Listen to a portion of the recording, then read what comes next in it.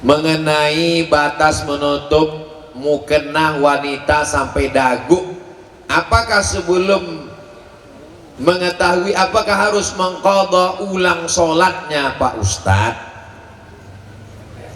Mazhab Hanafi, mazhab Syafi'i, ini kaki ini mesti ditutup, kaki, pakai kaos kaki atau pakai kain yang menutup sampai ke bawah. Mazhab Hanafi kata dia tidak. Mazhab Hanafi ini rasional. Mazhab Hanafi katanya kaki tak perlu ditutup. Kenapa tak perlu ditutup? Karena waktu berdiri kaki itu ditutup oleh kain. Waktu tegak tapak kaki itu tertutup otomatis. Waktu sedang sujud kaki itu tertutup dengan kain. Maka kaki itu di dalam. Untuk apa ditutup? Kata rasional mazhab Hanafi. Mazhab Syafi'i, kaki itu disampul dengan kaos kaki karena dikhawatirkan terbuka.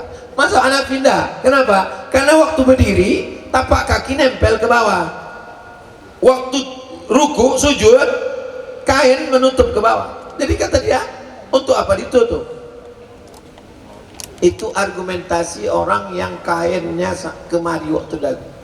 Kenapa? Karena tak ada, karena pangkal dagu ini ke bawah, tak ada orang menengok. Mana ada orang menengok?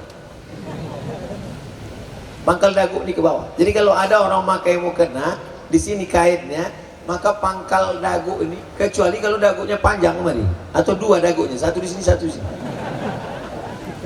Itu argumentasi rasional mazhab Hanafi tentang kaki yang dikiaskannya kemari. Jadi bagi yang sudah terlanjur dia tidak qadha lagi. Adapun yang akan datang, kalau dia khawatir, da'ma yaribuka ila ma la yaribuka, tinggalkan yang meragukanmu kepada sesuatu yang tak meragukanmu. Kalau ragu kemari, maka angkat ke sini sampai kemari sehingga tak ragu lagi.